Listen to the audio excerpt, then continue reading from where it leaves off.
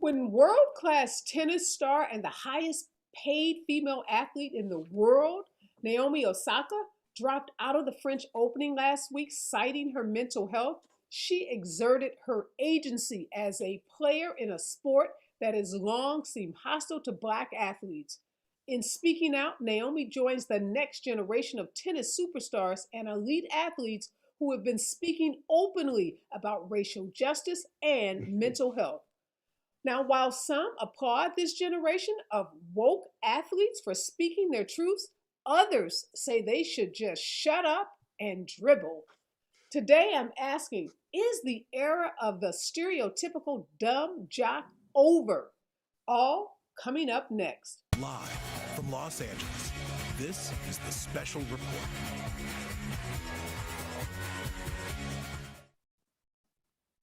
Naomi Osaka is not only the second ranked player in the tennis world and arguably the brightest star in sports, she is also a fearless champion of the Black Lives Matter movement who forced the issue into the forefront of a very white conservative country club sport by winning the US Open while wearing face masks with the names of Black women and men killed by police violence. This kind of stalwart anti racist political messaging is not something we have ever seen in the history of tennis. Naomi now says she suffers from mental illness, and instead of working with her, the French Open opted to discipline her. First, by a tweet which mocked her, which it quickly deleted, then the directors of all four Grand Slams issued a statement saying that she was risking banishment from the highly lucrative tournaments if she refused interviews, even if the interviews caused her anxiety. The statement might as well have read, "Take a Valium, relax, and shut up, little girl." Now, is the treatment of Naomi really about press conferences, or is it about her and, by extension, other athletes refusing to continue to stay on script and owner's way of sending a message that the summer of 2020 is over? Here for my leadoff panel is Jim Watson. He is a five-time Emmy Award-winning sports journalist and sportscaster, and he's a returning guest to the show. Good morning and welcome back, Jim. Good to be back, Areva. Thanks for having me. I'm going to jump right into the story about Naomi. So she's fined $15,000 for failing to attend a press conference at the French Open last week. Help us understand the role that press conferences play in the world of professional and collegiate sports. Press conferences are dull.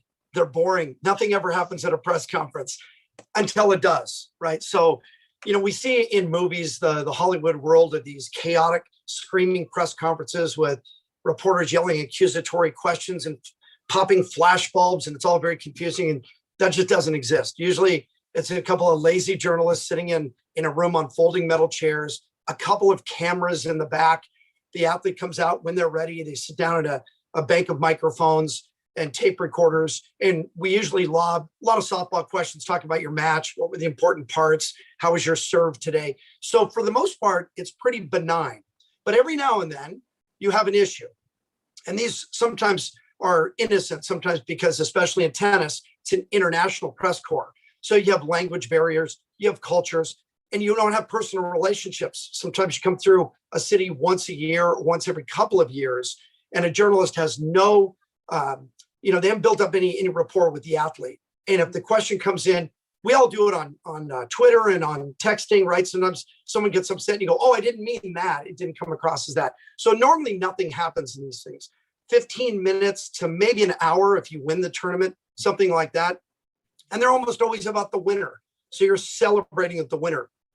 Ironically, when I'm in locker rooms, when I was starting my career, I'd get the losing locker room in a big game. And those locker rooms, they're more interesting. Like you have a law background. It's talking to someone who's convicted, to their family. It's more raw, it's emotional. You seem to get really good stuff from people as long as you don't take advantage of someone in a weak moment. But in these press conferences, not very much happens. And so this story to me is fascinating because I'm not exactly sure where her complaint was. She even admitted, she says, "I've never been treated poorly." I think her quote was, "The tennis press has always been very kind to me, and I appreciate all the cool journalists." Now, I know from being in those things and being around the media, I'm sure she's been disrespected many times, especially before she was a big name player. And there's a few media members that she maybe has issues with. My problem as a journalist is that athletes always want to be treated as individuals, but then they sometimes turn around and speak about the media as if it's monolithic. And I say to an athlete, I've never done that to you. I've treated you with respect. I've protected you in certain situations because I need the access as well. So it's not fair for the athlete to lump all the media together, just like it's not fair for the media to say, shut up and dribble, all athletes are the same and just entertain us. So, Jim, one of the things that Naomi said is that, those press conferences for her often involved or included questions that caused her to doubt herself. And that she had seen people have breakdowns after some of these grueling press conferences. Yep. So is she not, is that description different from what your experience has been? Because she's describing something very different than the benign, event that you just talked about, where not very much happens. She's talking about, people asking her questions that, get into her head and maybe impact her ability to play at the highest level. Yeah, I have no doubt what she's saying is her truth, right? That's the way it's been for her. I'm on the other side of it. It's easy for me to go in those rooms. I have a notepad or a microphone and I ask a question. I always joke when I speak at colleges, I don't have to know the answers. I only have to know the questions. And I know the questions I'm about to ask. Naomi Osaka and all the other athletes, they don't know what's coming. They can anticipate a lot of that. I don't normally see it as a contentious atmosphere. Every now and then you'll get that. I find it interesting that someone who's as successful at such a young age as Naomi Osaka, how well liked she is. I mean, she is universally beloved. You mentioned it in the intro. Highest paid female athlete in the world, $60 million last year. She only made $5 million playing tennis, $55 million with Nissan and MasterCard, and they all backed her, which I thought was really interesting because that's a seismic change, right? Used to be in the past, if an athlete stood up, then his sponsors would bail immediately. And it happens with politicians and musicians.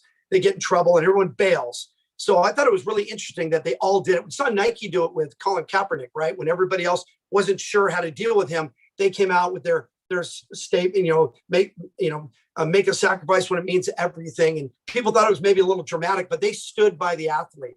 So whatever Naomi Osaka says she's going through, I'm going to take that. She says she suffered depression since the 2018 US Open. Nobody knew about that. She said that she has social anxiety. Nobody knew about that. And right away you'd say, well, she plays tennis. The Wimbledon final is seen by 30, 40 million people. She doesn't have any problem with that. But then when she goes and sits in front of a microphone, then she has some social anxiety. So logically, it does make sense, but that is the way mental issues work, right? We know that.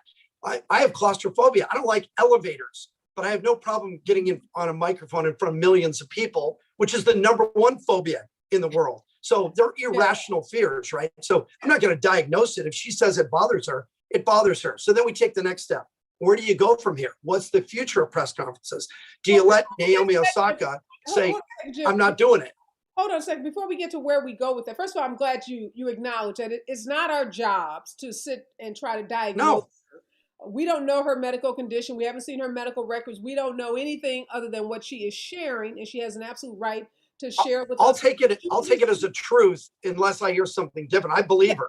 So she has a right to share as much or as little about her mental health as she chooses. But I want to ask you before we get to where we go from there about these contracts. So are there contracts that athletes are part of that they've entered into that bind them to participate in these types of press conferences? And if so, are there out clauses in these contracts for something like mental health issues, anxiety, depression?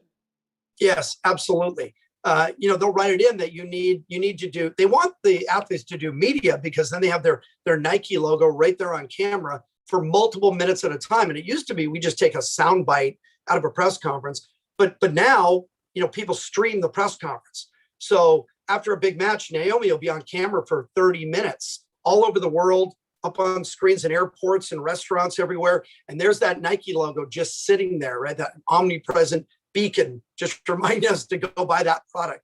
So if you're a sponsor and you're paying her a lot of money, yeah, you want the exposure. But then we get into the ticklish issue. You're not going to force your athlete to go do something they're uncomfortable with. it might be detrimental to her. It could cause a strange scene. You don't want to do that. So I do like that the athletes are standing up now and saying, listen, we need this to change a little bit. When this all started, there were no press conferences in baseball in the 1920s because the reporters rode on the trains with the baseball players. They drank with them, they ate with them, they played poker. They saw all the warrants, they covered for them for the access. And then it's just kind of morphed along. Now, press conferences are actually a progressive step because it used to be you go in a clubhouse, there were 35 journalists all wanting to talk to the same guy who had to do most of the time 20 or 25 interviews with one or small groups of people. Press conferences watered that down. So we all go to the same room, we're all getting the same access, and we're all getting the same sound bites. The problem is that it's not as personal, so you don't usually get as good of stuff. But to me, that's the way it goes. I work a lot of Olympic games. In the Olympics, you go there, the press conferences have to be translated. So they're even slower and it's more awkward and clumsy. And then it doesn't translate correctly. And so you don't ever get exactly what you want. So they have a thing called a mix zone when the athletes are walking off. Say I was doing volleyball in Athens and they're coming off the court. There's a box that they walk and stand in. I'm on the other side of a partition and I have to stick my microphone across this partition and the athlete stands 5 feet back. This is way before we had to wear masks. They would stand 5 feet back and it'd be loud. There's music playing or a crowd, another game going on. And I'm yelling to an athlete who doesn't have English as a first language. And like most Americans, I only have English as a language, and there'd be all kinds of issues with it. So I've dealt with this on many different issues or many different platforms. And press conferences are actually pretty nimble because you walk in, they say, we're going to go 15 minutes with Naomi. She knows when she's done. They'll even say one more, and then off we go. Let me ask you this, Jim. So we've seen some athletes that have weighed in on this controversy about Naomi not attending the press conference. Brett Favre, former NFL quarterback, had some pretty harsh words to say. Basically said, show up and speak at the press conference or get fired. We saw the opposite from superstar NBA player Steph Curry, who offered tremendous support and encouraged Naomi to continue to speak, her truths about what was going on with her. Have you seen the responses from athletes break down along any lines, say racial lines or gender lines, or have the responses just been kind of all over the place? Yeah, they've been all over the place, but you're right. Across gender lines, across racial lines, and especially tennis players. Tennis players have backed her up. I haven't heard anybody in the world of tennis criticize her at all. As for Brett Favre, whenever Brett Favre speaks, I always answer the same way. Who cares? I don't care what Brett Favre thinks about Naomi Osaka. He really has no vantage point from this, being retired in Mississippi. So I don't really worry about him. LeBron came out and backed her up immediately. You would expect the athletes to rally to the side of the athlete in this. The sponsors were the key one for me, how they reacted and how quickly they reacted.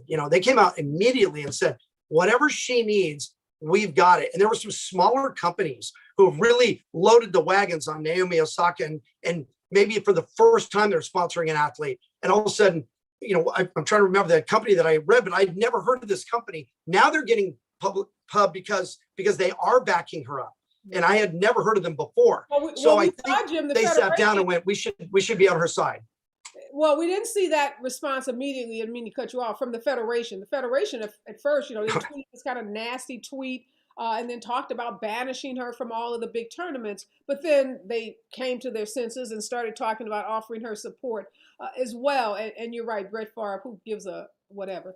But okay, I'll ask you about where do we go next with these press conferences. You were going to tell us what's next. If athletes like Naomi say these are stressful, they're anxiety inducing, I don't want to show up at them. Obviously, the owners don't like it. The brands don't like it. The federations don't like it. So where do we go? That's the question, right? Because if you let Naomi Osaka say, I'm going to sidestep this, I don't want to do this, you're actually giving her an unfair advantage because now she gets back an hour of her day. She doesn't have to deal with that stress. You obviously want to take care of the athlete, just like we do with their bodies. Their minds and their hearts are just as important. So if you let her sidestep it, well, then other athletes are going to do it too. And maybe they don't deal with the same issues she does. Maybe they're going to be a little petulant and say, well, she's not going to do it. I'm not going to do it. So I think the Tennis Federation, and you're talking about a group that's been together for 150 years, they're going to take some time to change. And most of those people are over 50, and this is all a new world for them. I think they changed their tone once they saw the backlash from the public, right? So what do you do? How do you handle it now? Because if you say to her, well, are you okay talking to people one-on-one? Then maybe you can do it that way. But now you're talking about hours after a match. She's going to have to go talk to 10 or 12 different people. All right, maybe you do it like the White House, where you have a pool reporter who goes in with questions from everyone else with one camera, and it's just her with somebody that she trusts. Well, who's going to monitor that? You have 200 players at a tournament. Maybe they all have their own, pet favorite journalist. Maybe all the journalists aren't there. Now, what do you do? And the journalist is off covering another match, or they're gone, or they're talking to another athlete. But these are all solvable problems. So you got to step forward. And I would go back to Naomi and I'd say, well, what do you want? Rather than us guessing, what's going to make you feel better? You must have thought about this. What's a better way to handle this? I'd bring Serena into that conversation as well, because we know that she has the gravitas to say things and people will listen to it and understand where it comes from. So I'd bring her into it. But, we saw this a long time ago in tennis. Arthur Ashe went through the same thing with civil rights, and nobody wanted to talk to him, and sponsors bailed on him, and he just kept pushing through. And then he got Martin Luther, and everyone else was on his side, and they drummed up more support. And then Tommy Smith and John Carlos, Mexico City, and it turned that whole civil rights thing around. So I would go to the athletes and say, okay, what's your suggestion? And let's see if this is workable. Yeah, no, I'm so glad you said that, Jim, because in this moment, I think one of the most important things we can do is recognize that these athletes have a voice and they're using the voice. And we've seen, as you said, historically, them use their voice in a way that has moved the culture in a much more positive direction. So hopefully Naomi speaking up will have the impact on mental health and some of these racial issues that she's been so outspoken about, in the same way, as you just said, Arthur Ashe did when he spoke up about civil rights. Thanks so much, Jim, for joining me this morning. Always a pleasure to see you, and hope this was a nice distraction from driving your kids to school. And have a good rest of your day. Always good. You might be the only adult I get to talk to all day. I'm going to be talking to kids the rest of the day. Always good to see you, my friend. Take care. Thank you. Okay. All right, my next guest is Dr. Carolyn Sibly. She is a sports psychologist. She's a faculty member also at American University, and she is the author of Girls Play: Understanding and Guiding Young Female Athletes.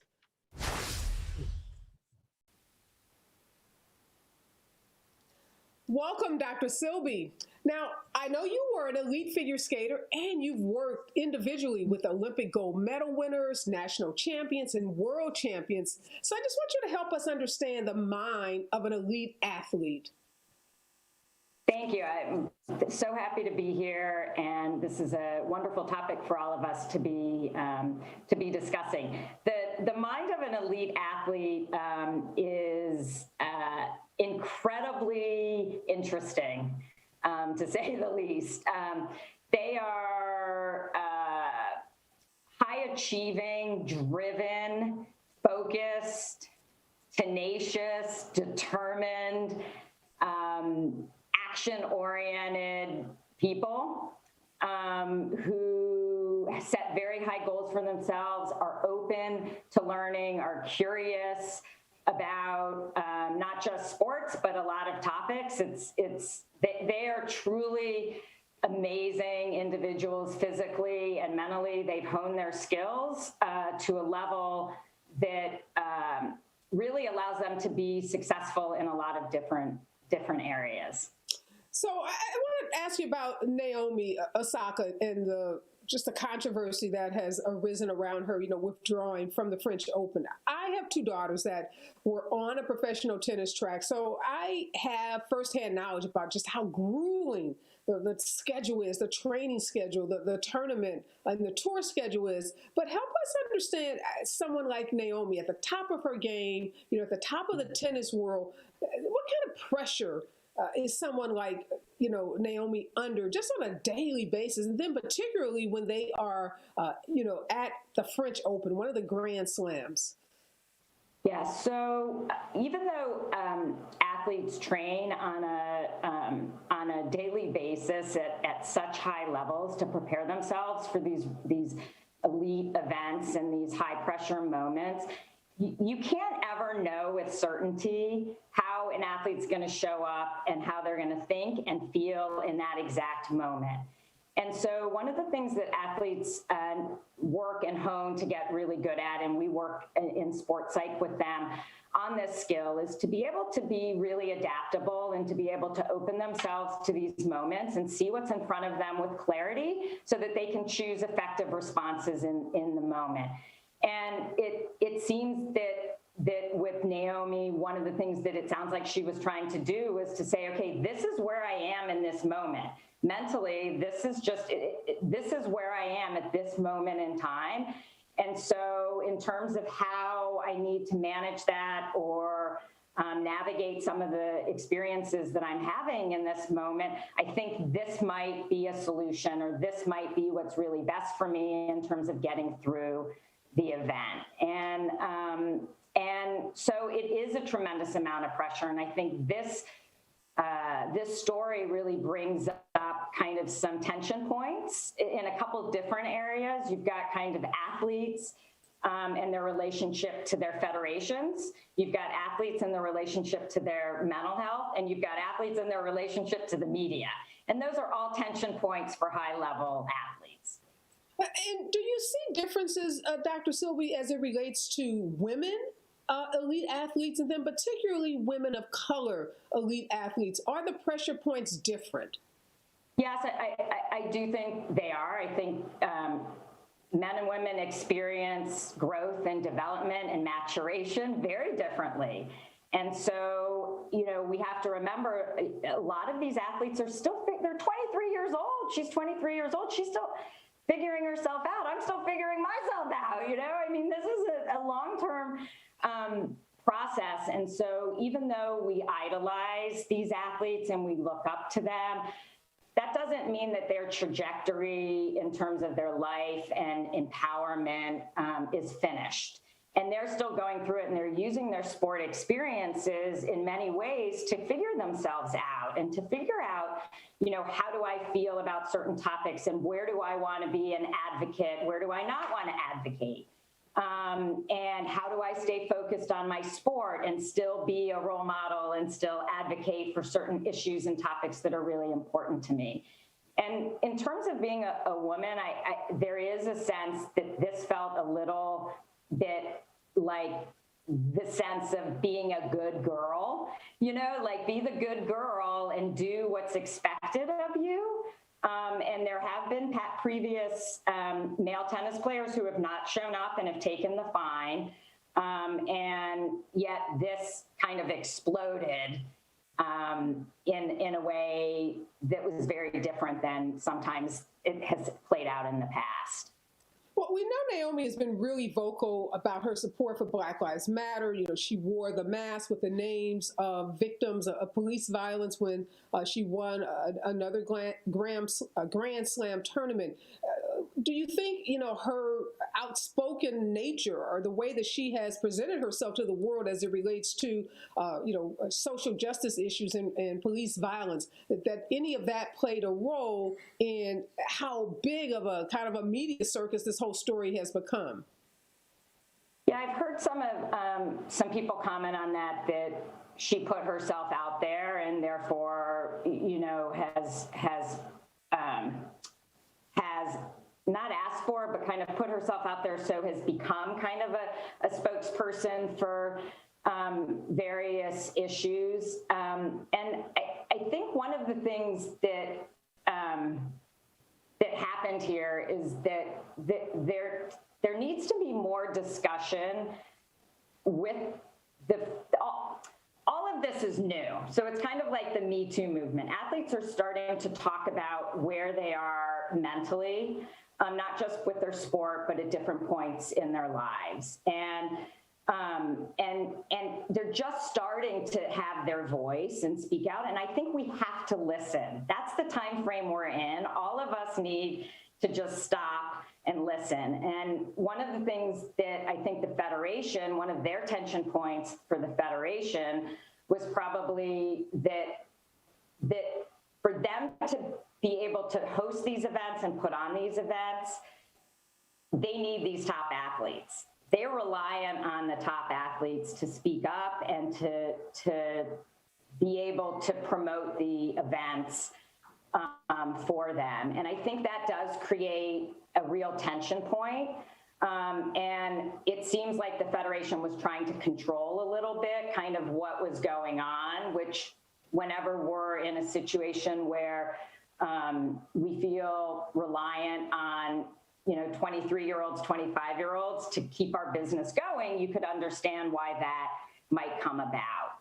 Well, I don't know, Dr. Sibly, I guess I was really disturbed by the fact that the response of the Federation, they tweeted this kind of, shady response, and then all of the directors of the major tournaments got together and started talking about banning her from the major tournaments, when it was very clear in her original Instagram post that she wasn't showing up for the press conference not to be defiant, but because she really was struggling with anxiety. And she said the intense questioning caused her to doubt herself. And she had watched other players have breakdowns after attending some of these large press conferences. So she was very clear about the impact on her mental health. Would you have expected to see a different response from the Federation, given how open she was about the mental health issue? Yes, and that's what I was trying to say, that the Federation, I think, made a big mistake in that you can't discipline without connection. And so the first response should not have been, well, you need a doctor's note to prove that you have anxiety, No, that's not, the athlete is speaking up and saying, this is what I need in this moment in time. And she's one of their star athletes. The response needed to be empathy, understanding, and then together, I think the Federation and the athlete support team could say, okay, let's work together to really figure out how do we navigate this in this point in time. Yeah. We've seen, Doctor, other athletes, elite athletes come forth and talk about their mental health issues. We've seen the swimmer Michael Phelps. Serena Williams has talked about anxiety. The gymnast, Ali Razman, they've all been very vocal about, the struggles. Is this something that is common with elite athletes that's, now being talked about, but that has always been present? Yeah, I think that people are starting to have a voice around it, and these star athletes coming out and saying, hey, we're people first and foremost. And yeah, there are risk factors for athletes, no doubt, for mental health issues. When you're highly driven and you're in intense emotional moments and you're growing up publicly, those are all risk factors, for mental health issues, especially the perfectionism, this drive to be the best, but this feeling that if I'm not, that somehow I'm not enough when I make mistakes or don't reach the pinnacle of the sport, or I've reached the pinnacle of the sport, and now what?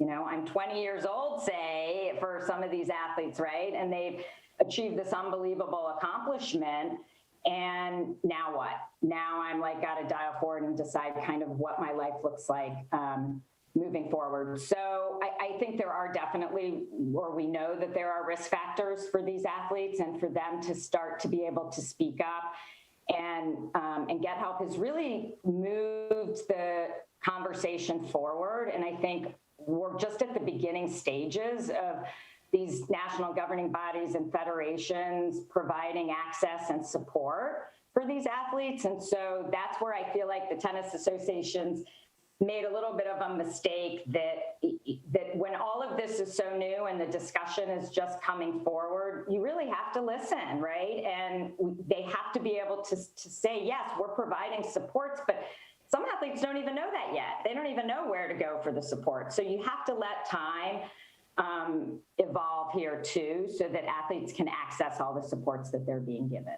So just final question for you. We know that when athletes and people, in high profile positions, people with large platforms speak out about issues, particularly in mental health, it helps to destigmatize, and it encourages other people who may be experiencing similar symptoms of anxiety and depression to seek help, because, it's that validation. If they're having these problems, it's okay for me to admit that I'm having it. But what we've seen with Naomi, and we've seen it with other athletes, is this backlash from the public, this sense of You are wealthy, you have it all. How can you dare complain about anything? And we saw some other athletes tell her, like, basically, get your ass back to work. You're rich, you're getting paid. How do we help society understand that just because someone may be successful, may be wealthy, or may have, made a lot of money from their profession, that doesn't mean that they don't have, the same human problems that, the person making $8 or $9 an hour has? And how do we get, the society to be more understanding and accepting? Yeah, I think it's continuing to have these conversations.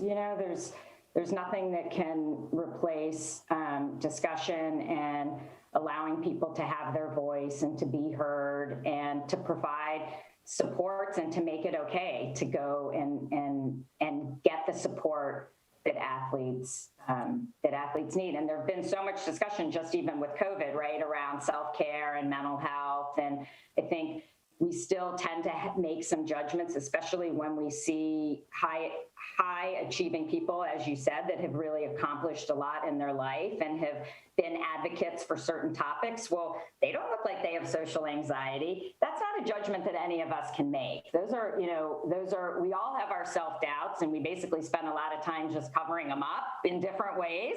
But we all carry them, and the intensity of what somebody's going through should not be judged by somebody else. Rather, that's their experience. Let's listen to it, let's hear it, and let's provide support as we can. Yeah.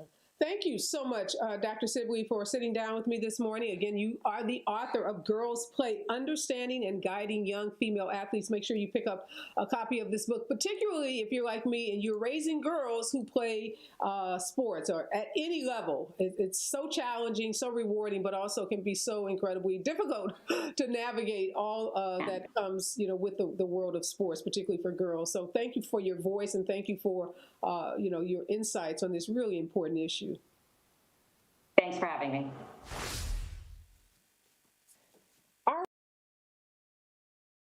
My next guest is a former Division I collegiate athlete and founder of The Hidden Opponent. She had a successful career on the women's volleyball team at the University of Southern California. She's a passionate advocate for mental health. Please welcome Victoria Garrick. Good morning, Victoria. Good morning, Areva. Thanks for having me. All right, Victoria, you are a former elite athlete yourself, so you know firsthand what someone like Naomi is going through. My other two guests, I think, were pretty forgiving of the federation and, the sports owners and sponsors. Do you think they were being too easy on them?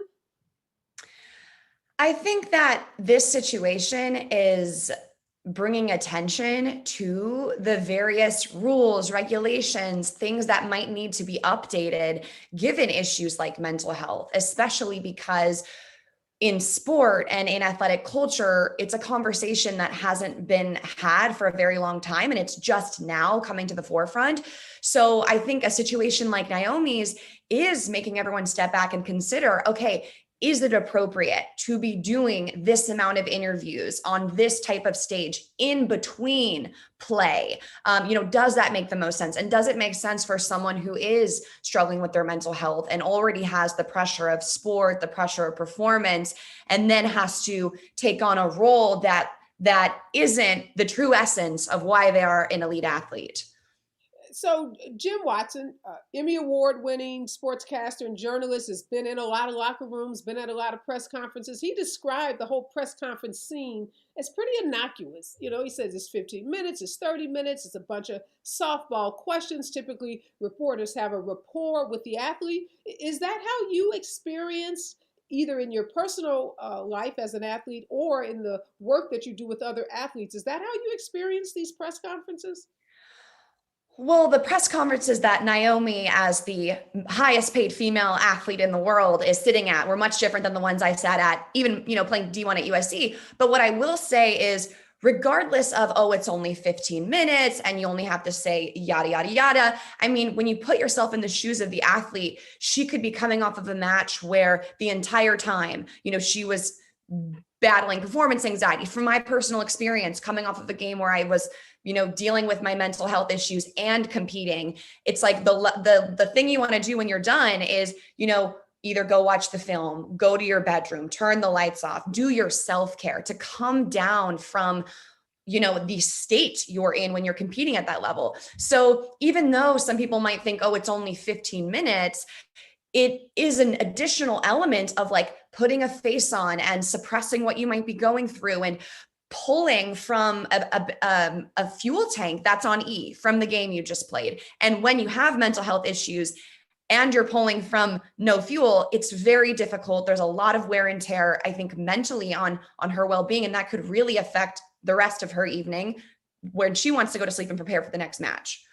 Were you surprised by the Federation's initial response? I mean, Michael Phelps, Serena Williams, other athletes before Naomi have been, open about anxiety. And, Michael Phelps is a spokesperson for a mental health app. So mental health isn't new to the world of sports. It's not like, these guys just woke up one day and realized people that play at the highest level of their games have mental health issues. So were you surprised that the response was, this backlash from the Federation before the backlash from the public caused them to change their response?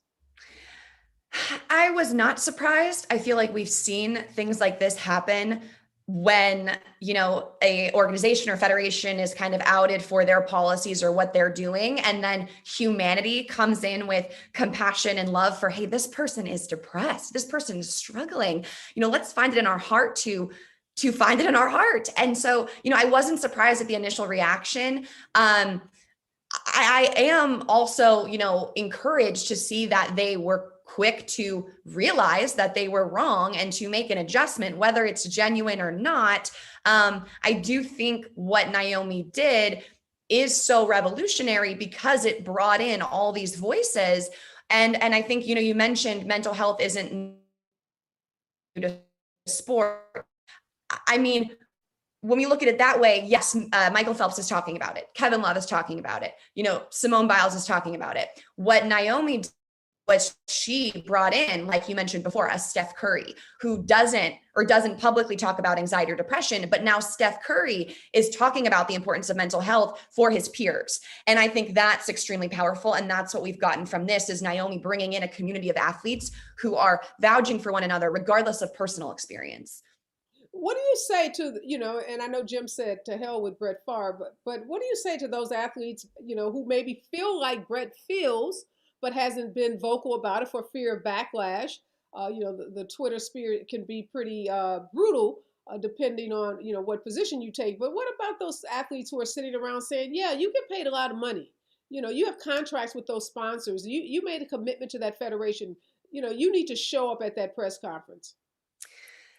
Everyone is obviously entitled to their opinion. I would say, having been through my own depression as an athlete, having been through things like performance anxiety and social anxiety, I have an element of understanding. It's not the same. She's on a much different level than I was, but having been through my own mental health issues, I can understand. And if I was in a different position, I don't think if, the high school version of me might have not had the compassion or the understanding. The high school version of me would have been like, you're killing it. You're this amazing female athlete. I would love to be in that press conference. But having been through what I've been through mental health wise, I get it. And I wouldn't take what those, haters, for lack of a better word, are saying too personally, because, there's a chance that they don't know what it's like to be in her shoes. None of us do. Do you think there's a difference? And I asked Jim, did he see the responses break down along racial or gender lines? Do you think the way Naomi's being treated, whether by the press or just the public response, is different or is unique because she is a woman, and particularly a woman of color? I think so. I don't think it's something that we can pretend is not a part of this situation, that she is a woman of color and that she is a woman. I wonder what the reaction would have been had this been a white man, had this been a male athlete in general who maybe would be more respected. So I think that definitely plays into this conversation. I think, that's a conversation that a lot of us have been having this past year. And so, I think there is validity to making that assumption. So from your standpoint, again, having played Division I sports and now run this organization that is advocating around the mental health issues in professional and college sports, what do you think the next step should be in terms of press conferences and elite athletes speaking out about mental health issues? I think that there does need to be accommodations made for invisible injuries. And, if an athlete was injured, we wouldn't be telling it, like, if they had a broken ankle, we wouldn't be saying, oh, hey, shake it off, run. You're getting paid all this money to run, so run. We'd say, oh my gosh, you have a broken ankle, you can't run. But when it's an invisible injury, it's a mental health issue, it's much easier for the public and the federation and the athletic organizations to be like, okay, come on, you should be able to do this. But mental health injuries at the end of the day are, in my opinion, they should be equal. And I would argue they're almost more severe because they can affect the long-term well-being of a person in their life. And so I think for next steps, it's really getting the powers that be in athletic organizations, administrations, federations to respect mental health and to believe the players when they say that they are experiencing anxiety, depression, PTSD, bipolar, whatever that illness might be. A really good point about folks listening and respecting. And I love that you make the point that a mental illness should be treated no differently than a physical injury. And you're right. We see players sit out whole seasons because of an ankle or because of an arm or elbow or some other, physical injury. And nobody questions that. If anything, they say, oh, make sure they're well before they come back and play because we don't want them to get further injured. So Right. we got to start respecting that mental health issues are as important to someone's well-being, overall well-being, as any physical injury. Thank you so much, Victoria, for the work that you're doing, for raising awareness around these issues, and for sitting down with me this morning. I really appreciate it. Of course. Thanks for having me. All right. My next guest, Dr. Mathew Smith. He is a professor of health history at the University of Strathclyde. And also joining me is Dr. Jay Coakley. He is a sports sociologist. He's a professor emeritus at the University of Colorado at Colorado Springs and author of the uber popular book taught in classes all around the United States in college and sports courses. It's called Sports in Society, Issues and Controversies. Good morning, Dr. Coakley, and good morning, Dr. Smith. Morning. We've been talking this morning about Naomi Osaka and her pulling out of the French Open, her talking openly about mental health. But I want to talk with you guys. You guys are the experts here. You're the sociologists, you're the historians around sports and culture. I want to talk about some of the bigger issues that we see from this story, and particularly the backlash that we've seen. I don't know. I just feel like my earlier guests maybe are going a little easy on the federation, whereas I want to choke them and scream at them like, really, you don't get this? The 23-year-old Black girl says she has mental health issues and you're surprised. So am I just being hypersensitive? I'll start with you, Dr. Coakley. So, no, you're hitting the nail on the head as far as I'm concerned. Sport organizations have been into control over athletes from the get-go, and that's still the way they operate. And for athletes to have a seat at the table and have their voice listened to is relatively rare. And we're moving in that direction a little bit, but the sport organizations themselves are still controllers of athletes. They're in it for other reasons than the athletes are in it for. And I think that the Osaka case really raises a number of issues about, what is appropriate media coverage when it comes to the personal lives or the individual lives of athletes. And what are the tensions between journalists and athletes? Journalists are not just looking for a benign quote. They're looking for drama. They're looking for emotion. They're looking for spectacle. They're looking for controversy. And athletes know that. And then what about the gender and race issues in this whole context? 85% of the reporters in those press conferences are white guys, and they don't have the foggiest idea. And, Victoria and others have mentioned this. They don't have the foggiest idea of where a 23-year-old a person of color, mixed ethnicity and race background, dealing with all sorts of issues related to her own development and her ability to even articulate who it is that she is to these white guys who really have never thought about many of these issues. Yeah, And no, great point, Dr. Coakley. And I'll just ask you, Dr. Smith, tennis in particular, has a long history, we know, of discriminating against women, and particularly women of color, dating back to Althea Gibson, who really broke through in the 1950s. We have her to thank for, the Black women that we see at the top of the game in the sport of tennis. So when you put that history into context, should that give us more cause, or more pause, I should say, to evaluate what happened with respect to Naomi? Yeah, I think it does. In the case of tennis, you've got individual athletes who are extremely high profile. And in tennis in particular, women have really fought hard to have that equal pay and equal standing, going right back to Billie Jean King and others. So I think that's one of the issues when you get someone like Naomi speaking out, highest paid female athlete, really popular across multiple cultures. That presents a real threat to the big businesses who are involved in and making money off of this sport. I think the other thing that we have to think about to a certain extent is a bit like what Jay was saying.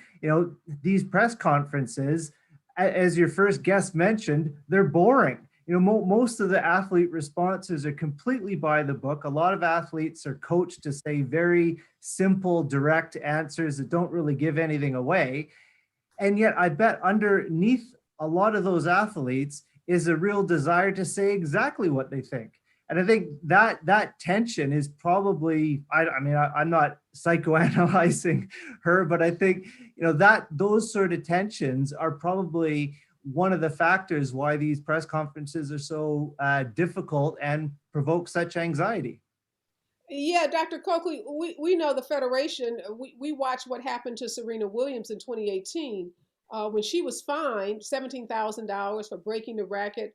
She was labeled a sore loser and a bully. Now we're seeing Naomi being labeled a petulant child. I read someplace.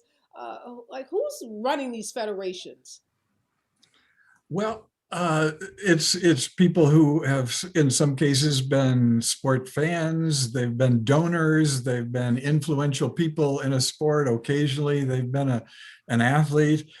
But they're looking at the whole situation from a management perspective and from a perspective of the federation, rather than the perspective of athletes. And so you have all sorts of power relations issues that are going on in connection with these federations, and add the media to that too. So and the athletes in the past have, like I said, not had a voice at the table. And the other issue here that I think is really important when we're talking about Naomi Osaka is how have tennis players grown up?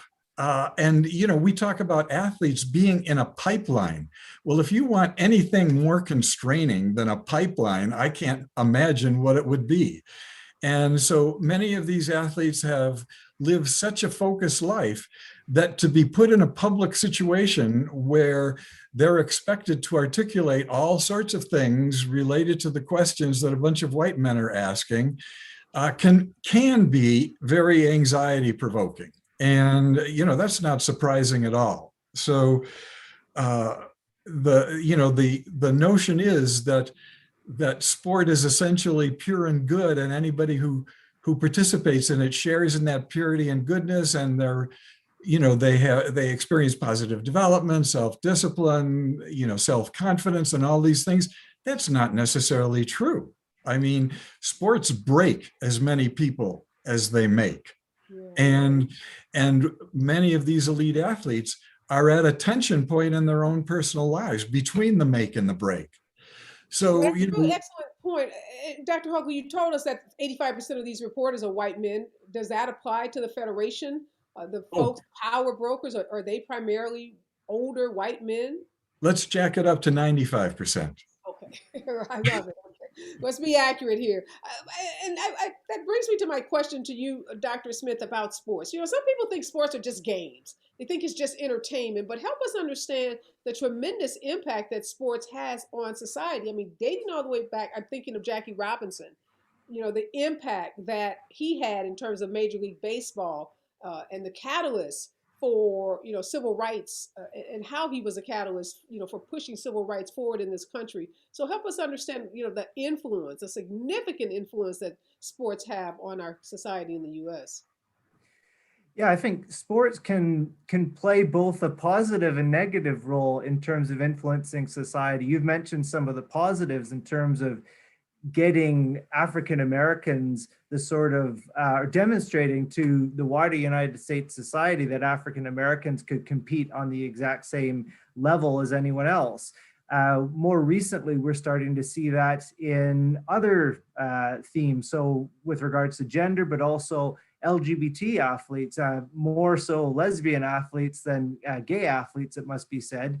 But, you know, think of Megan Rapinoe, the American soccer player, and the sort of stands that she's taking.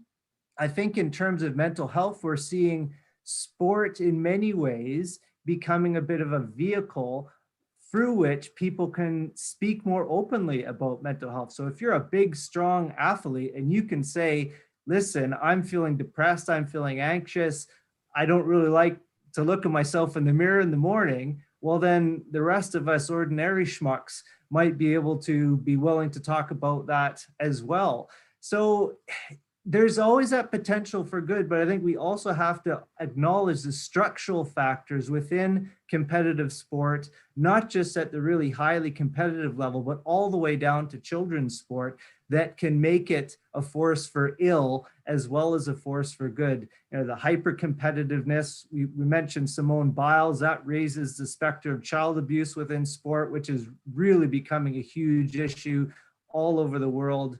Body image issues, the concept of marginal gains. So you have to, you know, chisel away every ounce of fat or else you're not going to win. All these sorts of aspects push us in the wrong direction, I would say. And we need to think sport more in terms of generating wonderful stories and messages to make us better, not this uber competitive way of structuring it. Yeah, no, really good points about the body image issues. My daughters played tennis for many, many years. And that was, I remember a coach had them on a diet when they were preteens. And my daughters to this day, you know, remember that period of their lives and how miserable it was and how they never, ever want to look like that. So, you know, and as parents, you're just told that this is what you need to do to compete. So, yeah, sports can be as devastating to families and as to the athletes, as devastating as the positive things that we know can happen from sports. And that brings me to Colin Kaepernick. I don't think we could have this conversation, Dr. Coakley, without talking about Colin, because we saw the backlash that he faced. And I wonder, when I look at Naomi's story and see all of the media attention around her story, is she going to suffer in some ways the same way that Colin did for speaking up? Because she's spoken up not just about race, but now about this taboo subject called mental health. Yeah, well, I'm sure that her agent and her sponsors are talking with her right now about how to smooth over any of the things that might lead her in the Colin Kaepernick direction. And Colin Kaepernick stuck by his guns, so to speak, and attacked the structure. You know, right now, Naomi Osaka has not really attacked the structure, and she is staying away from that like a hot potato. So I think that that if she plays this a particular way with the support that she's gotten, that she may be able to avoid the at least the extent of the backlash that Colin Kaepernick experienced. So, and that's an important thing.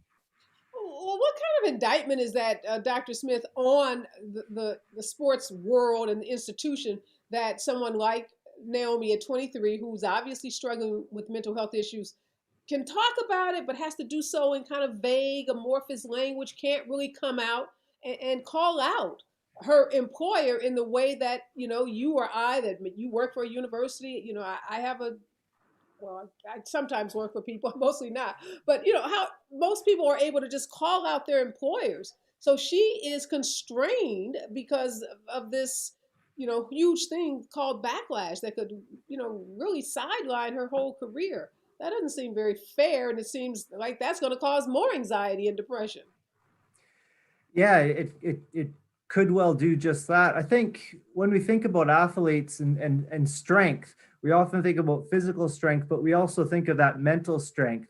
And you had Dr. Sibly, a former figure skater, and I can just remember certain Olympics where you watching the final of figure skating, are they going to land that jump, and you can just feel that tension. And I mean that's for a fan, let alone an athlete. So I think when you're a sponsor or a coach, you want to pick athletes who you think are mentally strong and can do it. But on the other hand, I think when it comes to presenting athletes who are a bit more human, who can identify in other ways, someone like Naomi Osaka really presents something unique. And I think we're starting to see, because athletes weren't talking about mental health at all 10 years ago. This is quite a recent development. And we're starting to see some of those athletes get some of the respect that they deserve. So I'm actually a bit more hopeful, and in particular because she is absolutely at the top of her game. You can't ignore her. She's not one of dozens and dozens of quarterbacks in the case of Colin Kaepernick. So I'm relatively positive that this is going to be something that will get people talking more about mental health and also the conditions that athletes have to face. And hopefully there'll be some positive change come out of it. Do you share Dr. Coakley, Dr. Smith's optimism that Naomi's speaking out, and then Steph Curry and other big name athletes like LeBron James and the sponsors who've supported her, that this level of support and her voice will have a positive impact on the Tennis Federation as well as these other organizations? Yeah, I'm not so sure about the extent of the impact on the federation itself and the norms and the culture that exists in those federations. But I agree with Matt that we're going to be moving in a positive direction. I'm not sure about the speed that will occur at, but and you've got to remember that sports were created by and for straight white males, and it came out of their values and experiences, and the culture of sports reflect that, and that is the case in 2021. So there are all sorts of people who are struggling to fit into that culture, even though their identities don't match it. And I think that women and LGBTQ people are trying to change that culture right now. But boy, that is a major, major challenge. But it's one that has to be done. Sport is for more than straight white guys. One of those last bastions of white male patriarchy. Dr. Smith, the Olympics coming up. Despite all the cries and pleas to cancel them, it looks like they're going forward. What are you going to be looking for in these games? Socially, historically, are we going to be talking about mental health? Are we going to be talking about Black Lives Matter? What's going to be happening in some of those press conferences that we know will be taking place? Well, that's a really interesting question. And the fact that all the international fans aren't going to be there in the same way that they have been, I think that's been a really interesting aspect of sport during the pandemic, is how athletes have responded to not having the fans there. I'm here in Scotland, and in Scotland and England, I mean, the fans are right up in the face of the soccer players, of the football players, shouting anything horrible that possibly comes into their head to put them off. And in fact, we had a local football player who quit because they were picking on him on the basis of his mental health struggles. So I don't know if for some athletes, the fact that the stadiums are going to be more empty than normal, it actually might play in their favor. Others, might really get off on and get pumped by that crowd. In terms of the press conferences, I think the pandemic's just going to add another boring question that people are going to ask, how does the pandemic affect your preparation, that sort of stuff. And the athletes will have a stock answer that they'll say. So, I do think that we need to move beyond some of these press conferences and find out better ways of teasing out the real interesting stories. And I think the Olympics are a perfect example of doing that, because we're exposed to so many different sports that we've never even heard about. Skateboarding is at the Olympics this time. What about those athletes? Let's focus on them a little bit. So we'll just have to see. And who knows? I mean, apparently it's going ahead, but it'll be a very different Olympics than normal. Yeah, absolutely. Dr. Coakley, I'll give you the last question. What are you looking for in these Olympics? You think we're going to be talking about Naomi, mental health, Black Lives Matter, any of those topics, those hot button topics that are on the minds of all Americans? For the first time ever, we're going to have trans athletes in the Olympics, and that is going to be an issue, I suspect. Gay male athletes from the United States. We've never had anyone in the Summer Games as an out gay male athlete. So, but they're going to be there this time. So I suspect that some journalists are going to focus in on some of those firsts in this particular Olympics. All right, we got to leave it there. Thank you so much, Dr. Smith and Dr. Coakley, for the work that you do in helping us understand the impact that sports has on institutions throughout not just the United States, but across the globe. And we'll be looking what happens with these summer games. They are moving forward as far as we know. And thank you for telling us to look for some of these trans athletes and some of the first LGBT athletes.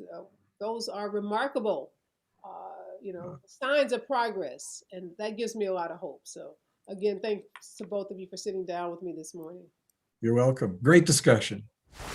All right, thanks to all of my guests this morning. Wow, so much out there that I'm learning about the world of sports. Like I said, I'm a tennis mom. My two daughters played tennis for many, many years, so I've been through some of the ups and downs that athletes go through and the families go through, which can be really incredibly grueling. So my heart goes out to Naomi. I can't even imagine at 23 what this young lady is going through. Yes, she's at the top of her game. Yes, she is the highest paid female athlete on the scene today, but that doesn't make her any less human, doesn't make her any less 23 years old. At the end of the day, this is a very, very young girl. Most 23-year-olds are still living at home on their parents' couch. So anybody out there, that's thinking that she should get over it, think about where you were at 23 and think about your kids that are 23 years old and all the support that they need. So I think we all have to show more empathy and thank her for having the courage to stand up to talk about something so incredibly personal and so incredibly difficult. Just some words to live by before I get out. We've got to start practicing what we preach. We have for decades told young women and men to speak up for themselves. Now that Naomi Osaka and other athletes are doing exactly what we taught them to do, the sports world is telling them to shut up. Well, sorry, it's a little too late.